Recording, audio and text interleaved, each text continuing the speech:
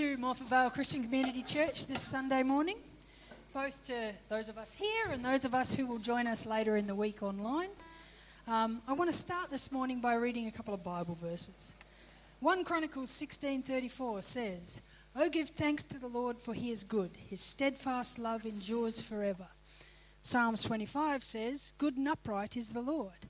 Psalm 145 Verse 9 says, "The Lord is good all the time, and his tender mercies are over all his works." Exodus says, "The Lord is good, merciful and gracious, long-suffering and abounding in goodness and truth." Psalm says, "Oh, taste and see that the Lord is good. Blessed is the man who trusts in him." And Psalm 100 says, "Enter his gates with thanksgiving and into his courts with praise. Be thankful to him and bless his name, for the Lord is good and his mercy is everlasting. His truth endures to all generations." Are we seeing a theme? God is good. In fact, he's good in every circumstances all the time. So this morning we're going to start by singing the song Ben wrote, "God, You Are Good." Let's stand and sing together.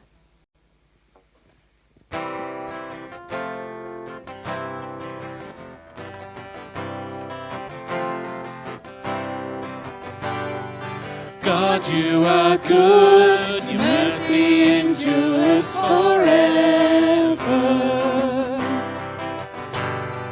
God, you are good, there is no one like you. God, you are good all the time, all the time. You're all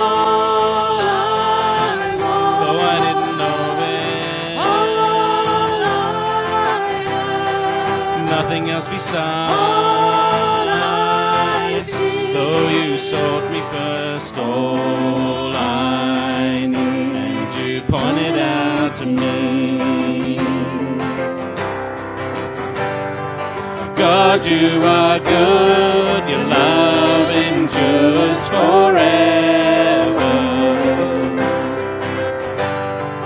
God, you are good, there is no one like you. God, you are good all the time, all the time. You're all I want. Oh, I didn't know it. Nothing else besides.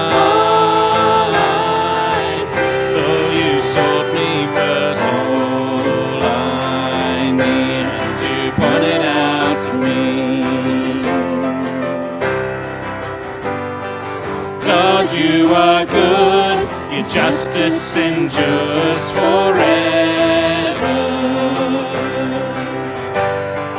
God, you are good, there is no one like you. God, you are good all the time, all the time. You're all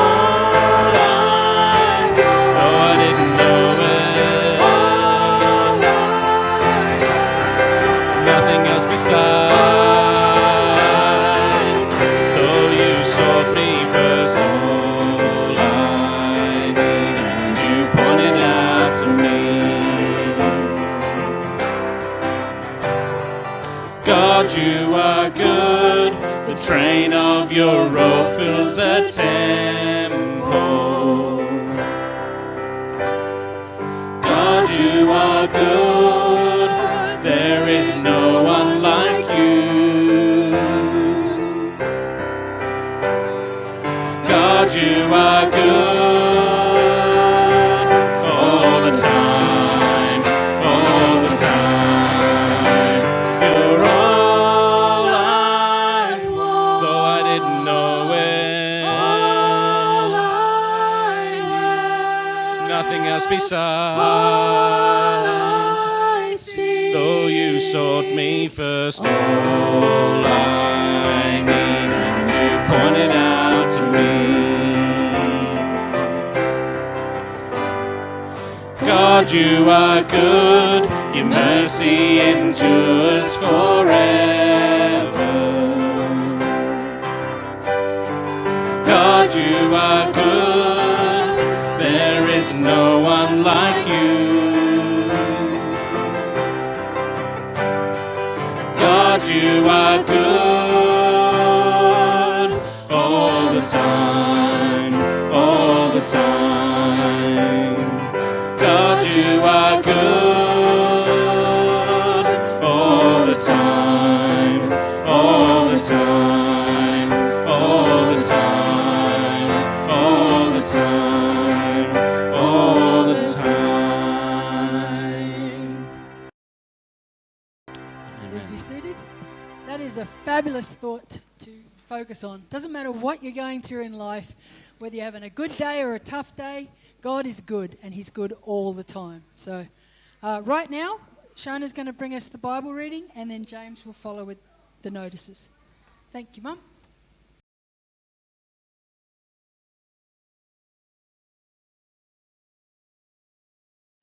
We're continuing on the theme of God is good, and we're reading Psalm 136, starting at verse 13. To him who divided the Red Sea in two, his mercy endures forever, and made Israel pass through the midst of it, his mercy endures forever. But overthrew Pharaoh and his army in the Red Sea, his mercy endures forever. To him who led the people through the wilderness, for his mercy endures forever. To him who struck down great kings, for his mercy endures forever. And slew famous kings, for his mercy endures forever. Shihon, king of the Amorites, for his mercy endures forever.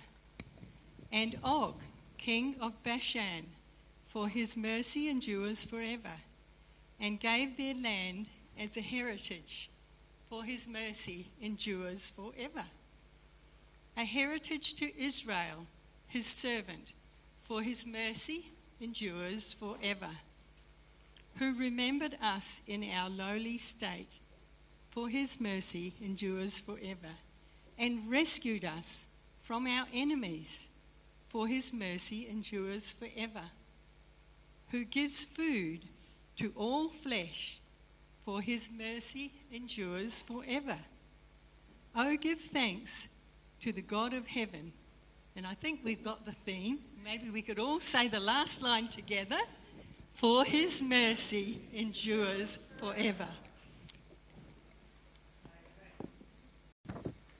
In the original language, they don't have grammar points, exclamation points. They don't have the, when you say something really sternly in a book, you put a big exclamation mark. The way they express that back in Hebrew is they repeat the same thing over and over and over and over again. His mercy endures forever is meant to have a massive exclamation point at the end of it. Do you get it? What a tremendously loving, gracious, merciful God we serve. You read through that, and I couldn't help but think, I'm pretty sure Og, king of Bashan, didn't think so. Sihon, king of the Amorites, didn't think so. The mighty kings that were killed didn't think so. But this is about God's people. They weren't God's people. Israel was. And they were the ones experiencing God's steadfast love, his mercy, his grace through their entire history. What a tremendous psalm. I need to bring a few announcements to you. We are in the last week of October, which means we're about to enter November, which means we're meant to be having all the alarm bells going off for what's coming the month after November, apparently, which is December. So I've got a few dates that I'd like you to start locking away, because as we start getting ready for our Christmas celebrations here at the church at Morphett Vale, we really want to see the family atmosphere that we had starting, a couple of years ago, but even last year as we built on it, we'd like to see that continue to grow and to see more and more people involved in what we're doing. So last year we had a set-aside decoration day And if you recall Christmas last year, we had trees everywhere as people came in, and this was my tree that I contributed to the church family here. We're going to be doing the same thing again this year. We'd just like to see more people here. We'd like to see more trees. How could we have more trees? Well, bring one, and we'll find a spot. We'll stick it in there, and that'll be your family tree. That you go, this is how we celebrate the birth of our Saviour together here at Morfett Vale. And so I want you to lock us up. Sorry? Well, we are going to have a discussion about that because that caused havoc. You like the havoc. Okay. Well, then we'll give you the broom and you can sweep it all up. But the date I want you to set aside for the setting up, the decorating, lights, trees, tinsel, all the stuff that goes along with celebrating Christmas, December the 3rd. It's a Saturday. It's December the 3rd. We'll give you more details about the time frame that will be around to do that. If you're feeling like you're someone that struggles to be physically involved in things, can I please encourage you that being here to laugh with those that are doing it and stuffing it up is half the fun. Right? If you aren't comfortable, if you think, I don't think I've got the energy to put a tree up, come and laugh at me trying to put a tree up. Right? Come and laugh at someone going up the man lift to go and put tinsel up there as they go up for the first time and they realise that it doesn't stay perfectly still, that it sways a little bit once you're up there. Come and be part of the fun because we're a family church here, and what that means is not that we cater to families, but that every single one of you here are my brother, my sister, my auntie, my uncle, my father, my mother. We are related through Christ. That makes us a family. And so we want you to come and join and celebrate with us as a family as we enjoy this season together. On the notion of family, we'd like you to lock away November 20th for a special Sunday service. That morning we want to have a church family service. What that means is we're not going to be doing fun and games for the kids. We're going to be having an unplugged morning where we're not recording the service, where we're not going to be doing things in the same sort of way that we've done them before. We want to talk about a few things about what it means for us to be a family as the church. For that to happen and to happen properly, we need you to be here. We're talking about, so December the 20th is going to be a special service that we're going to have a family Sunday. November 20. Can I repeat that? November 20 for that one. So we've got November 20th, December the 3rd for our decorations, and we're going to have our Christmas Carol celebration on December the 11th. So you'll hear more detail about that so you can get a long-distance shot at that.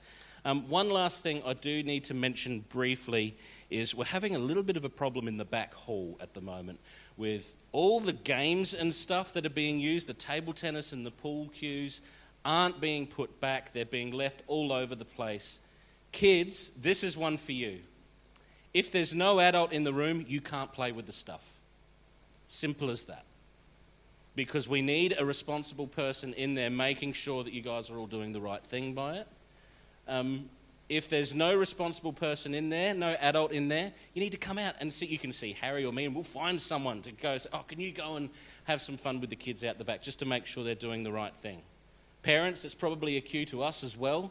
Just if you're not entirely sure where all your kids are, just ducking your head in and making sure there's an adult in the room, just to make sure that everything's safe and not making it harder for everyone. So on a Sunday morning, people are coming in to set up for kids' church.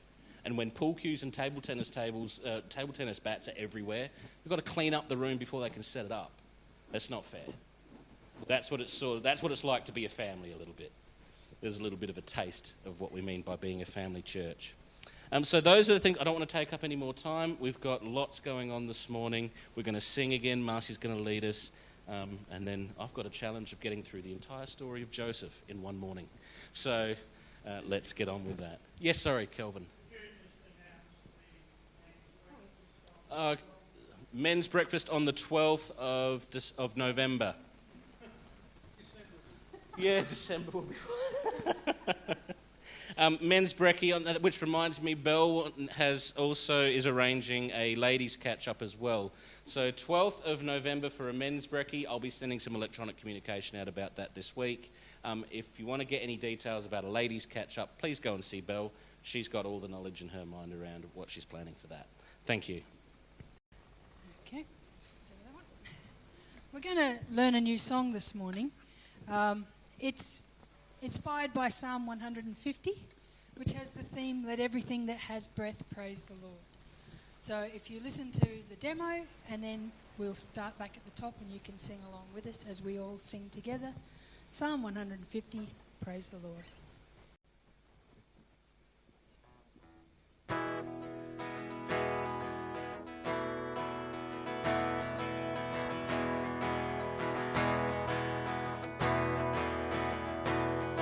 You made the starry hosts, you traced the mountain peaks, you paint the evening skies with wonders. The earth, it is your throne, from desert to the sea.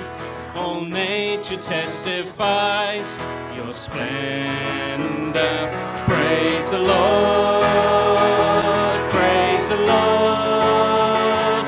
Sing his greatness, all creation.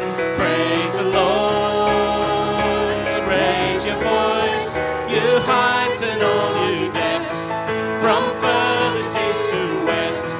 Let everything that has breath praise the Lord.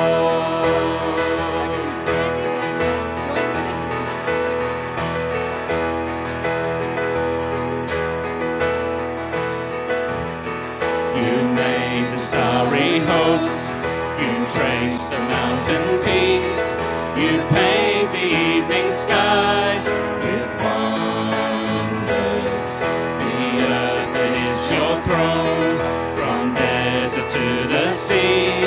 All nature testifies your splendor. Praise the Lord, praise the Lord. Sing his greatness, all creation. Praise the Lord, raise your voice, you heights and all you depths, from furthest east to west. Let everything that has breath praise the Lord.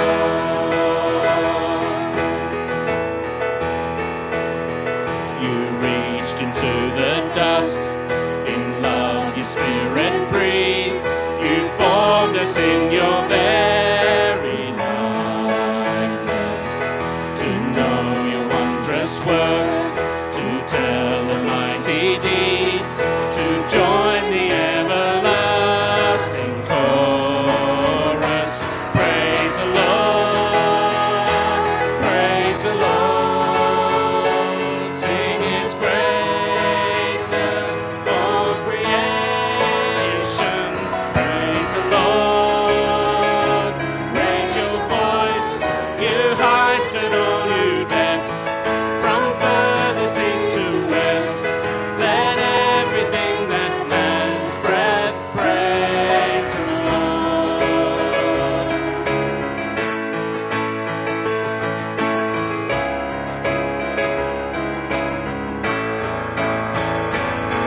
Let symphonies resound, let drums and choirs ring out. All heaven hears the sound of worship. Let every nation bring its honors to the King. A roar of harmonies eternal. Praise the Lord, praise the Lord. Sing his greatness, all creation. Praise the Lord, raise your voice, you heights and all you depths, from furthest east to west.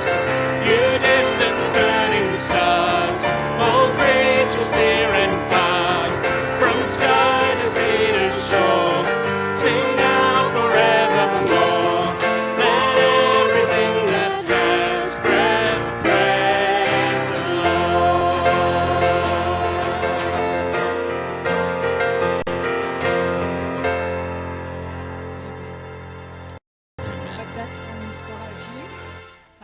Just want to welcome Pete and Carol. I've spotted you in the corner. It's lovely to have you back. Mark now has some things to tell you, so thank you, Mark. Right, this is just an update of the Operation Christmas Child. Well, the boxes that we've done, we had, was it 59? But we've had some latecomers and it's gone up to 64 boxes now. So if you add them all up, just add another 4 or 5 more boxes to what's in the picture. Now the boxes we've done are heading off to the Philippines, which is a bit of a coincidence because where's our missionaries that we support from? The Philippines. And I've forgotten what their names was. Paul and Debbie, that's it. Paul and Debbie. Yeah, they're from the Philippines. But I don't know whether these will be associated with them or not. Well, and as well, Australia is going to be the only country that's going to send boxes off to the Ukraine. They're going to send a 40-foot container with 10,500 Christmas boxes. So we're the only country that's going to send them to Ukraine.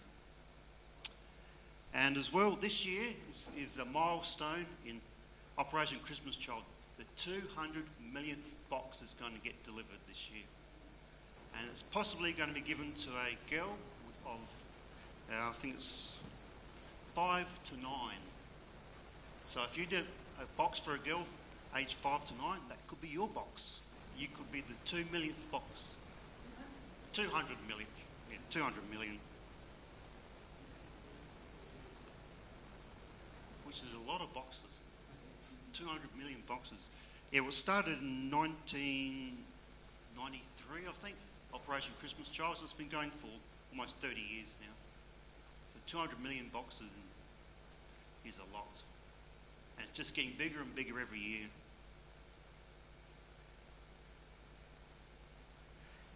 I think that's about all I've got to update at the moment. But I will let you know maybe down the track if there is any more news. And thank you. Thanks very much. During the next song, we're going to have the offering team take up the offering. As you may have realised by now, when I lead, I like to research the hymn that we're doing. And this time, no exception. So we're about to sing that old hymn, All That Thrills My Soul Is Jesus. It was written by a guy called Thoreau Harris in 1932, and he was 59 when he wrote these incredible words. He spent most of his life compiling hymn books and publishing them, and while he was at it, he wrote hymns to put in them. And this is by far his most well-known. This song begins with the line, "Who can cheer the heart like Jesus?" and has in that chorus, "All that thrills my soul is Jesus." Thoreau Harris knew the Lord. He knew who to go to when he was having a tough day and he needed some encouragement. And ultimately, he knew that he came to the point of saying all that thrilled his soul was Jesus. Hopefully we can say that.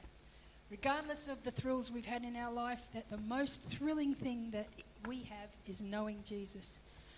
And everything else should pale in the light of that. So we're going to sing together, All That Thrills My Soul is Jesus. And as we do, let's appreciate the thoughts and the ideas that Thoreau wrote in this hymn. So let's sing together, All That Thrills My Soul is Jesus.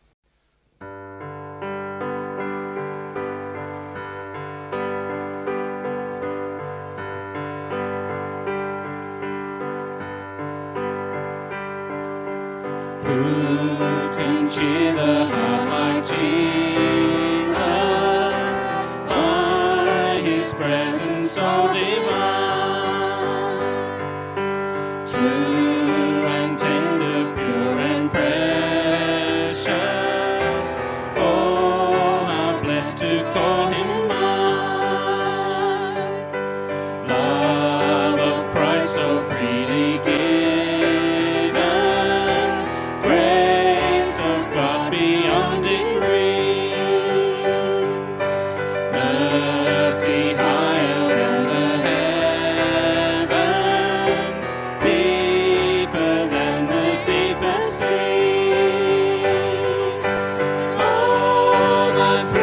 my soul is Jesus. He is more than life to me, and the fairest of 10,000 in my blessed Lord I see. What a wonderful redemption! Never can a mortal know how my sin, though red like crimson, can be whiter than the snow. Heaven in His hand supplying, every good in Him I see. On His strength divine relying, He is all in all to me. All that thrills my soul is Jesus. He is more than life to me, and the fairest of 10,000 in my blessed Lord I see. By the crystal flowing river, with the ransomed I will sing, and forever praise and glorify the King.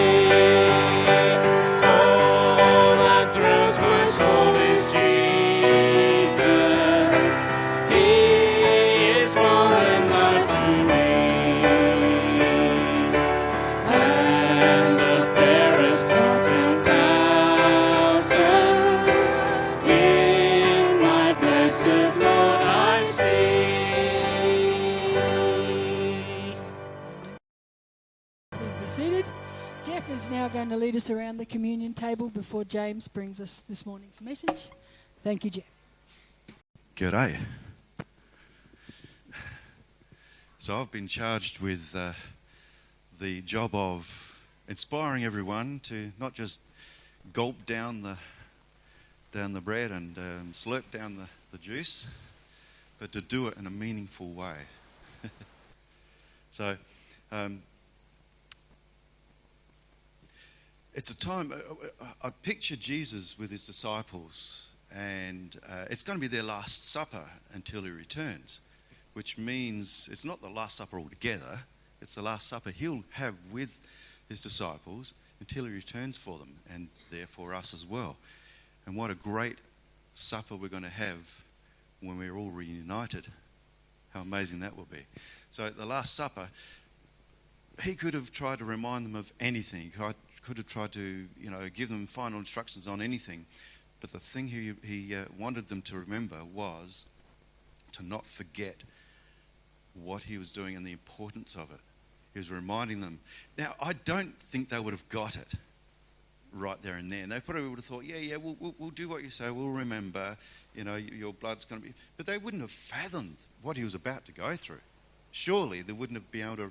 In fact, to prove that, after he died, they were all at a loss. They weren't like, yes, we remember what he says, he's going to rise again. No, they were like, oh, we've lost our leader, we've lost our Messiah. Maybe he wasn't... Where is... They were lost. They were downtrodden, they were depressed. And if they'd have known what he was talking about during that Last Supper, surely they would have stayed excited and understood what was about to happen. But they didn't understand it until after he rose again. That's where they got excited. On the day of Pentecost, they got power from within high. They got the Holy Spirit within, strengthened and emboldened them. How wonderful. Then they could look back and remember his words and remember, okay, yes, he said never to forget what he's done. Never forget. Every time we get together and we have a meal, which we're about to do, not much of a meal, but it's enough to remember and to reflect back on what he did. Now, those one verse in there, that song we just sang, where is it? Verse 3, she said. What a wonderful redemption. This is what he did for us. Never can a mortal know how my sin, the red like crimson, can be whiter than snow. Nothing that we've done. All he did, and he wants us to remember that. Now, I did have a quick verse to go through to. And what I want to do is really, as we take these emblems, is just to remember, what are we thankful for? Pick out something you're thankful for that he achieved for us on that cross. For me, it's going to be, we're getting older, and when, some people believe that every time we must be healed. He died for he took the stripes in Isaiah. He took the stripes so that we may be healed. God's grace says, I will heal you if that's his will. But Jesus died so that ultimately we will be healed. On that day, we'll be raised up immortal bodies. Who's looking forward to that? I am. So that's going to be my focus. It might be sooner rather than later. I'm looking forward to that, where I don't have to worry about what my body's doing or not doing. And not just that, not living in this sinful world. I'm thankful that he died and he rose again so that we can have our immortal bodies, we can have eternity without sin and be with the Creator forever. Who knows what he's been creating the last 2,000 years for us? If it took 6 days to create what we have here, who knows what he's been doing for the last 2,000 years? The mind boggles. But that's what I'm thankful for. I read in 1 Corinthians chapter 15, verse 50. Now this I say, brethren, that the flesh and blood cannot inherit the kingdom of God, thankfully. Nor does corruption inherit incorruption. Behold, I tell you a mystery. We shall not all sleep, but we shall all be changed in a moment, in the twinkling of an eye, at the last trumpet. For the trumpet will sound, and the dead will be raised incorruptible, and we shall be changed. Hallelujah. For this corruptible must put on incorruption. Looking forward to that. This mortal must put on immortality. Our souls will be perfect. Our bodies will be perfect on that day. We're looking forward to that. So when this corruptible has put on incorruption and this mortal has put on immortality, then shall be brought to pass the saying that is written, death is swallowed up in victory. No more death, no more misery. O death, where's your sting? Where's your sting? O Hades, where is your victory? The sting of death is sin, and the strength of sin is the law. But thanks be to God who gives us victory through our Lord Jesus Christ. Thanks to God, he gave us a victory. Thanks to the Lord Jesus Christ, we remember he died for us. That's what we're about to remember by taking these. His blood was shed, his body was broken, so that on that day, our souls will be healed and our bodies will be perfected. I wouldn't mind a different body, but anyway, not a perfect version of this one. And then I'm going to go back to verse 49. And as we have borne the image of the man of dust, that's how we are now as we're born from the dust, we shall also bear the image of the heavenly man. That's what I'm going to think of, and I'll be thankful for that. Now, what I want to do is we'll hand out the communion. Don't take the communion straight away. We're going to take it straight away. I'm going to pray and thank God, and then we'll take it together. And as we take it together, you think and just thank God for what you want to thank him for, because Jesus died on the cross for you. So now we've got Mark, and who else was there? Michael, yes. And I think Belle Vincent is not here. Am I wrong, or is it her birthday today? Yeah, so maybe she's celebrating. Who's going to jump? Oh, thank you. Very good. Excellent. All right. So we'll hand the everything around. Remember, don't eat or drink yet. We'll do that together after we've prayed.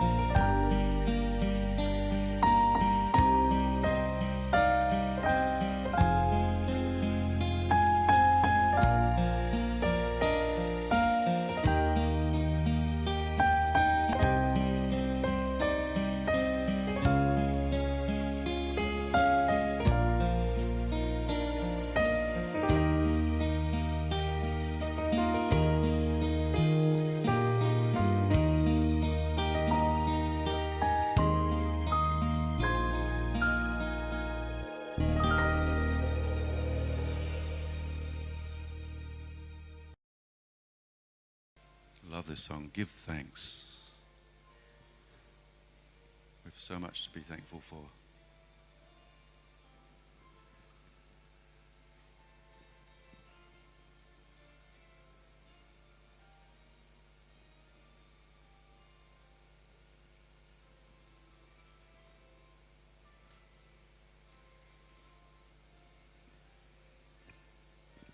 Okay, everyone has received? Yep. Okay, let's give thanks. Thank you, Heavenly Father. We thank you that you had mercy. Your mercies endure forever. And we thank you that you have given us an opportunity to come and be reunited with you. We thank you that you sent your Son. And Jesus, we thank you that you didn't back out. You actually went through that hardship, that agony, the unthinkable. You went through that because you love us. You see us here today and you love us. We're thankful for that. We thank you that you've made a way, not for us to be saved on this earthly earth, in this earthly body, this earthly time, but to be saved forever in our new bodies, with you forever. We thank you for this. And as we eat and we drink, we remember that you've made that possible for us. Everyone eat and drink.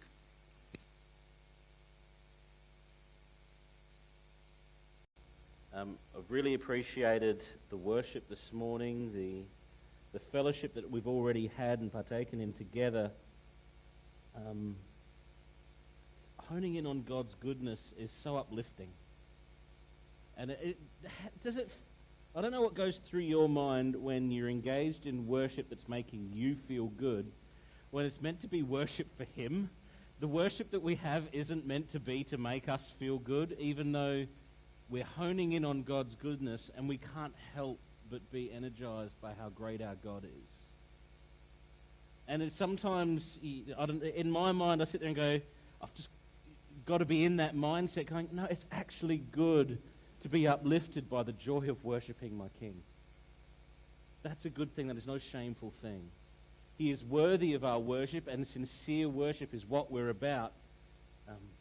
But it uplifts my soul to know how good He is, because I know how rubbish I am. You know what I mean? And to hone in on His goodness is a tremendous blessing.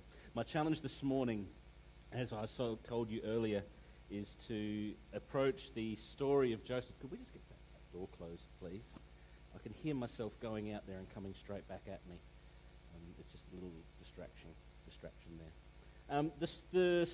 The struggle of hitting the whole story of Joseph. I don't know if you notice, the story of Joseph goes from chapter 39 in Genesis all the way to chapter 50.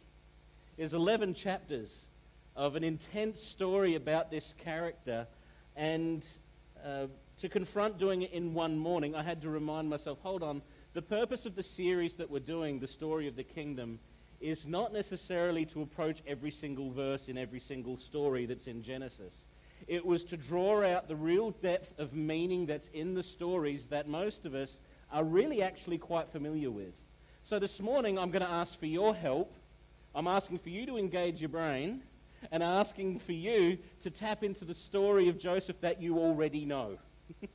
I don't want to read 11 chapters to you, basically, is what I'm saying. I'm going to give you a summary of the story of Joseph so that we get an idea of what's going on. That's very true. But I also want to put the story of Joseph in its context in the story that we've been going through.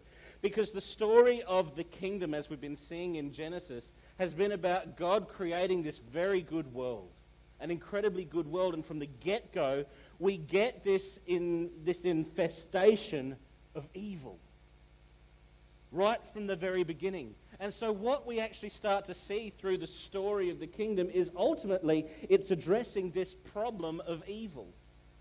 This idea that everywhere we look, something is trying to corrode, corrupt, degrade God's goodness, God's good creation. The things that He intended to be beautiful and pure have been tarnished. We saw it in those first three stories. We saw it in Genesis 3, in the garden fall, the garden rebellion. God had to do something to counteract the evil that was coming into His creation, so He put a curse in place. He put boundaries in place to restrict the consequences of the evil that had come into the world. The story of Genesis is about God responding and enacting and engaging different strategies to combat the problem of evil. Sometimes I fear that we put God in such a small box that we only think he's dealing with evil in one way. And that's the brute, angry, snap the finger, strike with lightning God. But the story of Genesis is telling us something different. Not only in Genesis 3 did he put the curse in place to actually restrict the infestation of evil, when we look at Genesis 6 to 10 and the flood story, do you realize that the flood was actually an act of God to bring about faster the deeper consequences of evil and to cleanse the world of the evil that was there? He was cleansing. As much as stuff needed to be destroyed and wiped out, there was an act of God in preservation that said, I need to draw this evil to a conclusion really quick so I can start again, so we can get on with the goodness that I want humanity to know about me. And so the flood story is another reaction to evil that God's adopting. At the Tower of Babel, evil raises its ugly head again as humanity says, we don't want God, we want to do it our way. And so God thwarts the plans of evil, and he confuses their language, and he makes them do what he'd commanded them to do anyway, and he separates them and spreads them out all over the world. That is God's way of addressing evil that we've seen so far in the story. And as we get to the story of Joseph, we're going to get another strategy of how God's going to deal with the problem of evil. And it's one that's very confronting to us. Because it's something that if you know the story of Joseph, you very, very quickly get involved into the tremendous evil that encroaches this young man's life. Joseph, he's the son of Jacob. Jacob's name has been changed to Israel. He's going to be the father of this tremendous nation of people that are going to be known as God's people. And Joseph isn't even the eldest son. What's interesting is the reason Joseph is the favorite son of Jacob is that he's the son of Rachel, Jacob's favorite wife. He's got 2 wives, and he takes a concubine as well. He takes a maid of Rachel to have children with as well. They have 12 sons between these 3 women. And Joseph is his favorite. And that favoritism that's in the family starts to creep in and fester inside the family, and evil starts to brew. Because Joseph starts having dreams. Joseph starts dreaming that he's going to be better than his brothers. That his brothers are one day going to bow down to him. And he makes the fantastic mistake of telling them that. And so there's a hatred that's starting to infest the family of promise. God's good family, God's chosen family, is starting to have the seeds of evil starting to creep in. And so this young boy is hated by his brothers to the point where they feign his death, they throw him into a pit, they tell the father that Joseph's been eaten by a wild animal, and in a weird twist of fate, they sell him into slavery. Story of abject evil happening to this young man. He gets taken away. He's bought in Egypt in the slave trade. He's bought by the Egyptian general Potiphar. And what's tremendous about this story is that Joseph, in every bit of evil that he experienced in his life, the story as you read it, he doesn't crumble in any of it. He holds his composure. He continues to stay responsible for what's next in front of him. And what's next in front of him is a temptation that has taken so many. God's given him favor in the eyes of his master, Potiphar, the general of the Egyptian army.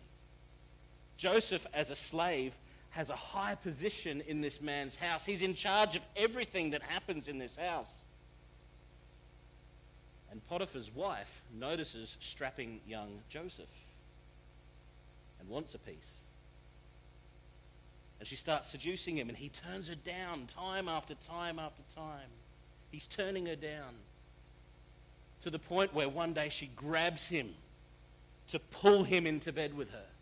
And he gets himself out of the coat and runs, and she's left with his coat in her hands. And she goes to her husband and says, "He tried to sleep with me." She lies to her husband about Joseph, even though he's doing the right thing, and he winds up in prison for doing the right thing. The evil that's in this boy's life. Can you imagine if this was us? How many people do you know that have gone through tremendous evils in their life, even as Christians, and it's broken them? We've been talking this morning about the goodness of God. How does Joseph see the goodness of God in what he's experiencing? His family has pretended he's dead and sold him off into slavery. The master that he saw as good, and the master saw him as good, that's all been flipped on its head, all because he was trying to stay righteous and holy. He's been accused of abusing his master's wife. He finds himself in an Egyptian prison. And the story tells us that even in prison, God's hand is on Joseph and giving him favor in the eyes of the prison master. So even in prison, Joseph gets elevated to a role where he's overlooking all the other prisoners. It's sort of like at the top of the bottom of the barrel, isn't it? It's like you're in the prison, but you're the best prisoner there. You're the best prisoner in prison. It's a bit of a tension going on there. But even in that situation, Joseph is proving himself to be continually loyal to God. As you continue to read the story, and I really encourage you to read the story. Take it home. I can't read these chapters to you. It's too long. We're going to open the scriptures and read them in a moment because I want to get to the thrust of it. But he achieves that notoriety in prison, and he's forgotten about for 2 years. He helped out 2 guys in that prison who were in there having spent time serving the Pharaoh. There was the cupbearer and the butler of Pharaoh. They had dreams. Joseph's had dreams before. They had dreams, and they were so disturbed by these dreams. And Joseph, because he's taking care of all the other prisoners in the prison, hears and sees these guys being downtrodden, and he's able to interpret their dreams because of the gift that God's given him. And he tells them the meaning of their dreams, and these men, one of them doesn't get a very good outcome. The other one does. But what Joseph interpreted about their dream came true. And 2 years later, Pharaoh has a dream. And the cupbearer remembers the dream that Joseph had interpreted for him and tells Pharaoh, there's a guy in prison who was able to interpret my dream. And Joseph is brought out of prison and is brought before Pharaoh. The incredible story of Joseph being able to interpret Pharaoh's dream is a tremendous one because it shows how sovereign and how over all things our God is. Because inside this dream, God's communicated something to this Pharaoh to bring Joseph to a place because there's a warning coming. This is a 14-year prophecy, this dream. There's going to be 7 years of great produce. The crops are going to go bonanza. Who would like to see a crop go like that? Where there's enough food being produced that you can save it up for another double the same amount of time. Because 7 years following the good years, it's going to be a famine. There's going to be a drought. And the food's going to wear down. And so in the interpretation of the dream, Pharaoh elevates Joseph from a prisoner to the second in charge in Egypt. Goes from the bottom to the top. Almost. The only one that's above him is Pharaoh. Joseph is put in charge of making sure that for the next 7 years, all the food is stored up in preparation for the years of famine that are to come. And it's at this point that I want to jump into Scripture. Because Joseph's family back home, who believe that he's dead, all of a sudden have no food. The famine is striking them. I'd like you to turn with me to Genesis 45. Because Joseph's brothers come down to Egypt and they start asking for food. And Joseph recognizes them. He knows who they are. They have no idea who he is. And to make a very long story a little bit shorter, there's a bit of backwards and forwards as Joseph plays a couple of games with them. But I want to get to the point in chapter 45 where Joseph reveals himself to his brothers. His brothers think that Joseph is dead. The guilt that they must have been sitting on for so long because the devastation that caused to their father was immense.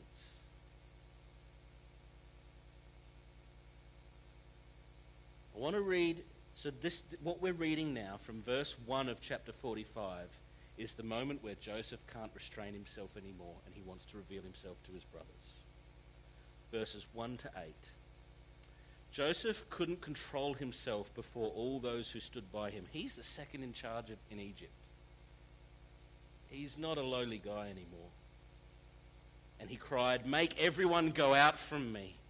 So no one stayed with him when Joseph made himself known to his brothers. And Joseph wept aloud, so that the Egyptians heard it and the household of Pharaoh heard it. He sent them out the room, and they can still hear him wailing. Do you get the feeling that's in this? And Joseph said to his brothers, "I am Joseph. Is my father still alive?" But his brothers couldn't answer him, for they were dismayed at his presence. So Joseph said to his brothers, "Come near to me, please." And they came near, and he said, "I am your brother Joseph, who you sold into Egypt. And now do not be distressed or angry with yourselves because you sold me here, for God sent me before you to preserve life. For the famine has been in the land these 2 years, and there are yet 5 years in which there will be neither plowing nor harvest. And God sent me before you to preserve for you a remnant on earth, and to keep alive for you many survivors. So it was not you who sent me here, but God. He has made me a father to Pharaoh, and lord of all his house, and ruler over all the land of Egypt." How can Joseph say this when he's been put through the situations and the evil that he has? His own flesh and blood have sold him into slavery. He's been lied about to the point where he was thrown into prison for something he didn't do, and had a substantial chunk of his life taken away. And yet, when it comes to his family, he has this to say to them: "It wasn't you. It was God." We're talking about evil in this man's life, and Joseph's saying, "It was God." How do you confront that, knowing some of the things that you've experienced in your life? How hard is it to sit there and say, "Oh, the evil that's happened in my life might have actually been God"? I'm glad that's not the only thing that's said. Because as the story keeps going, Joseph invites the family to move down to Egypt. If you can turn over to chapter 50, there's one more confrontation with his brothers. Because the brothers feel okay, because the first thing Joseph asked after was his dad. Is my dad still alive? And so while Jacob's alive, the brothers are going, Joseph's looking after us for the sake of our father. But then Jacob dies. And the brothers get a repeat of their fear. Dad's no longer here. Is Joseph going to get us now? I want to read verses 15 through to 21. When Joseph's brothers saw that their father was dead, they said, "It may be that Joseph will pay us back for all the evil that we did to him." So they sent a message to Joseph saying, "Your father gave this command before he died. Say to Joseph, please forgive the transgression of your brothers and their sin, because they did evil to you. And now please forgive the transgression of the servants of the God of your father." Are they lying? They're putting words in the mouth of their dead father to try and make sure that Joseph doesn't have a go at them? And look at Joseph. Look at his response. Joseph wept. Joseph wept when they spoke to him. His brothers also came down and fell down before him, just like Joseph's dreams, and said, "Behold, we are your servants. But Joseph said to them, "Do not fear, for am I in the place of God? For you meant evil against me, but God meant it for good, to bring it about that many people should be kept alive as they are today. So do not fear. I will provide for you and your little ones." Thus he comforted them and spoke kindly to them.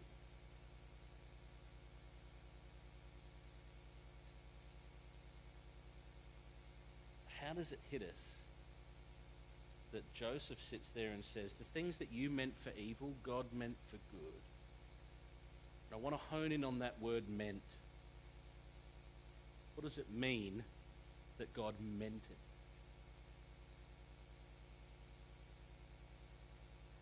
It means it wasn't a surprise to him. In fact, it infers that it was set up by him.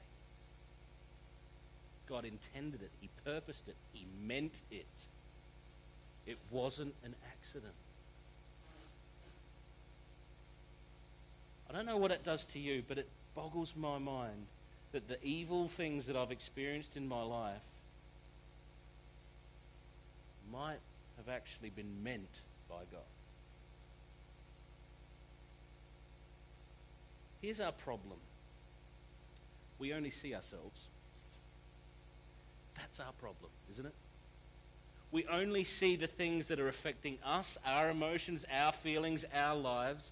We don't see what's playing on around us. And quite often we will spend our entire lives not knowing what's behind us, what's been left in our wake. And so the way that we respond to the things that we encounter in our lives is incredibly important. Joseph knows his God. It feels weird to spend a morning talking about the goodness of God and then to talk about there's a chance that evil that happens in our lives might actually have been directed by God. Put up this list before of what the story of Genesis is talking to us about with evil, how God restricts the consequences of evil, how he cleanses the pollution of evil. He thwarts its plans. But this one is a sledgehammer between the eyes. God uses evil for his purposes. Does that make you uncomfortable? Because every single one of us who's lived longer than, 15, 20 years has had an experience of something in their lives that they can point out, that was evil. That was horrible. How on earth could God have been in that? At what point did Joseph think that being sold into slavery was God's hand? That being thrown into prison for being falsely accused of raping his master's wife? How's that God's hand? And yet every step of the way he stays faithful to knowing the goodness of God. I can't help but see the throwback in concept to Genesis 1 to 3. The constant repetition, we talked about how repeating is the exclamation mark of the old language. What's repeated all the way through Genesis 1 and 2 is the word good. Everything that God does and sets up is good. It's all his goodness. It's all his goodness. And so when he gives a command to Adam and Eve in the garden, it's all about his goodness. Will you trust my goodness? And Joseph is confronted with the evil of his life and the evil in his world, and he's got the same question asked. Are you going to trust God's goodness? Even in this. And he passes the test.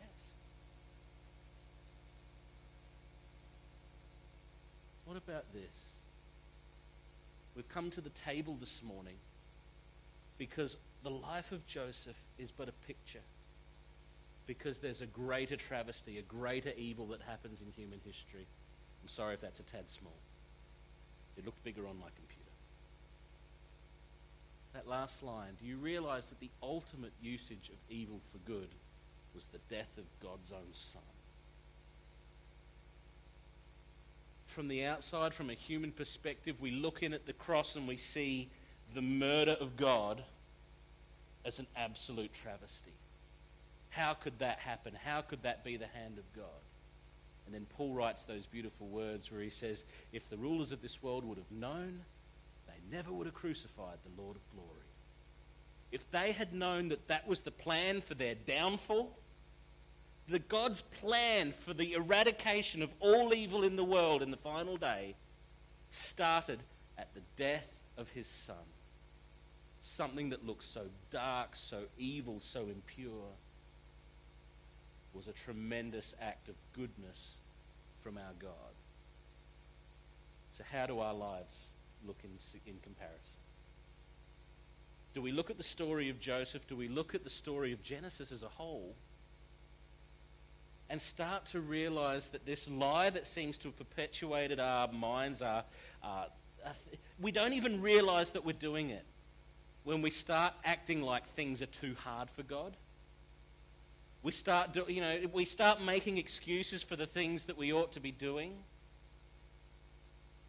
because of a trial that we're going through, because of something that's bogging us down. And yet the message of the Bible over and over again is that no matter how hard, no matter how dark, no matter how evil it looks, God's hand is in it. He is doing something. Your call is to trust his goodness. Trust it. Because in your blip of a lifetime, it looks like abject evil, but he has eternity in front of him.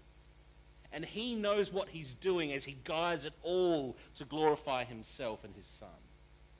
Every bit of it.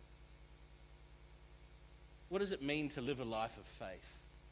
What does it mean to live loyal to your king? It's to look at that cross and realize he's not asking us to do something he hasn't done himself. He looked evil dead in the eye, confronted it, and destroyed it for you. That's the gospel. We came to that table and we remembered his shed blood for us, his broken body for us. And we rejoice in it. What a God we serve. That even evil is his pet. He tames it. He wraps it around his finger and says, you're my pawn. You're going to do what I want you to do. And you're going to bring about my glory. What a God. I don't even know how to end. Romans 8:28.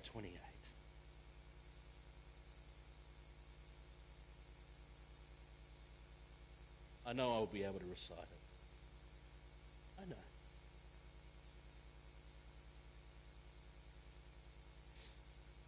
We know that for those who love God, isn't that the key? Joseph loved his God. All things work together for good to those who are called according to his purpose, not ours. Our purpose is a comfy, cozy life. God's purpose is his own magnificent glory. And sometimes his glory shines the greatest when we're suffering a bit. But how are you going to respond to it? Are you going to cower in the corner and go, God doesn't love me, when he's given his son for you? Or are you going to stand up and you're going to confront the evil of this world and say, my God's got you beat and I'm with him? Stand and be strong in the power of his might.